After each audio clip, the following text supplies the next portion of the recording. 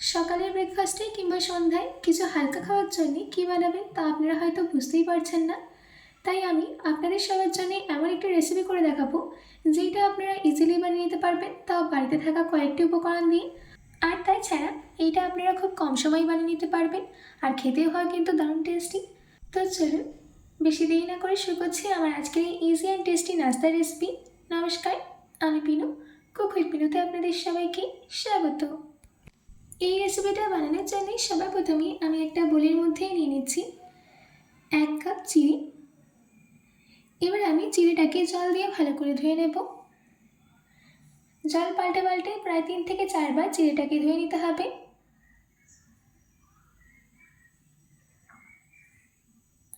আমাদের এখানে চিড়েটাকে জল পাল্টে পাল্টে 4 বার ধুয়ে নেওয়া হয়ে গেছে। এবার আমি এই চিড়ের মধ্যেই অ্যাড করে দিচ্ছি 1 কাপ সুজি। তার সাথে অ্যাড করে দিতে হবে 1/2 কাপ টক দই।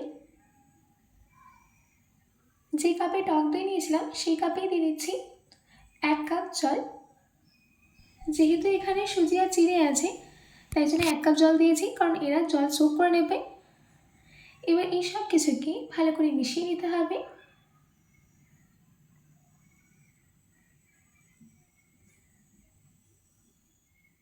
সব কিছুকে ভালো করে মিশিয়ে নেওয়া হয়ে গেছে। এবার আমি এটাকে 15 মিনিটের জন্য রেস্টে রেখে দেব।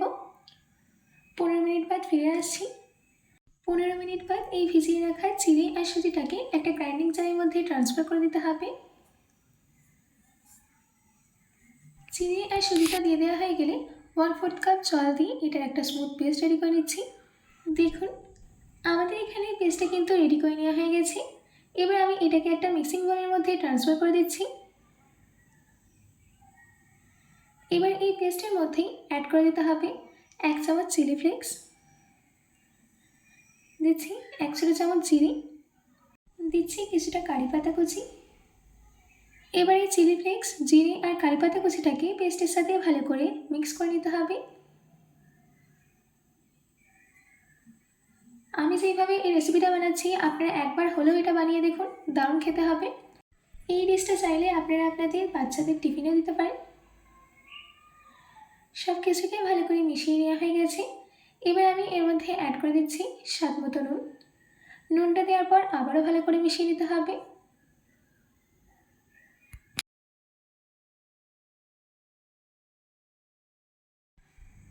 সব কিছুকে ভালো করে মিশিয়ে নেওয়া হয়ে গেছে। আর সব শেষে আমি এই নাস্তাটাকে স্পঞ্জি আর সফট বানানোর জন্য দিয়ে দিচ্ছি 1 স্যাশে ইনো। আমি এখানে অরেঞ্জ ফ্লেভারের ইনো নিয়েছি, আমার কাছে নর্মাল লেমন ফ্লেভারের ইনোটা ছিল না। আপনাদের কাছে যদি ওইটা থাকে তাহলে আপনারা ওইটাই দেবেন। আর যদি ইনো অ্যাভেলেবেল না থাকে তাহলে দিয়ে দেবেন 1/4 টিস্পুন বেকিং সোডা। এবার ইনোটাকে অ্যাক্টিভেট করার জন্য 7 চামচ জল দিয়ে ভালো করে মিশিয়ে নিতে হবে। দেখুন সব কিছুকে ভালো করে মিশিয়ে নেওয়া হয়ে গেছে।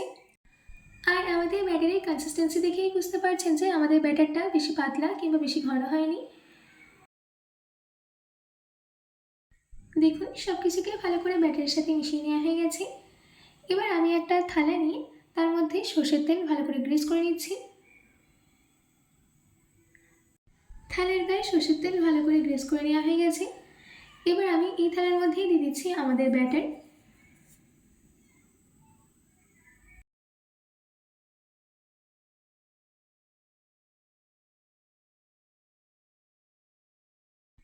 ব্যাটারটা দেওয়ার পর একটু ট্যাপ করে নিচ্ছি।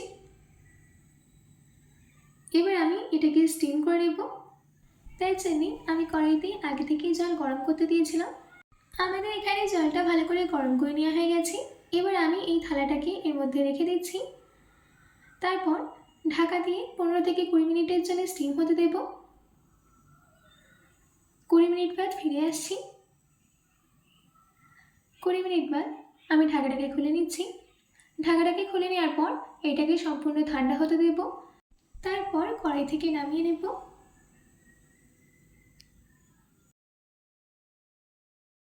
আমাদের এখানে থালাটা সম্পূর্ণ ঠান্ডা হয়ে গেছে। এবার আমি এটাকে কড়াই থেকে নামিয়ে নিচ্ছি। কড়াই থেকে নামিয়ে নেওয়ার পর এটাকে কেটে নিতে হবে। আমি এটাকে স্কোয়ার শেপ দিয়ে কাটছি, আপনারা চাইলে বরফি শেপ দিয়েও কেটে নিতে পারেন।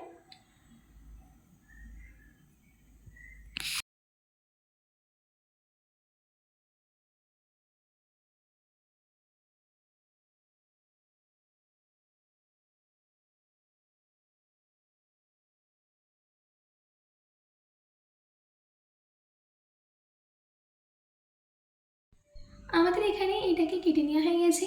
এবার আমি এটাকে ভেজে নেব। তার জন্যে আমি প্যানের মধ্যে 1 ল্যাডেল তেল দিয়ে দিচ্ছি। আমি এখানে সর্ষের তেল দিচ্ছি, আপনারা চাইলে সাদা তেলও দিতে পারেন।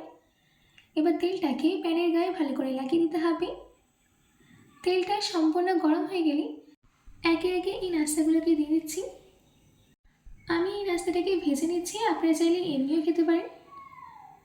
এবার নাস্তাগুলোর দুটো সাইডে একটা সুন্দর গোল্ডেন কালার আসা অবধি ভেজে নিতে হবে।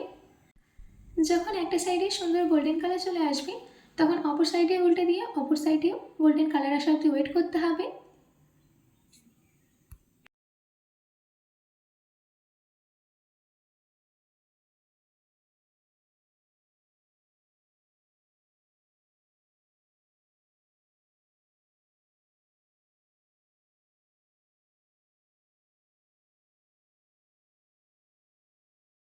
দেখুন, আমাদের এখানে নাস্তাগুলো ভেজে নেওয়া হয়ে গেছে। এবার আমি একে একে এগুলোকে প্যান থেকে তুলে নিচ্ছি।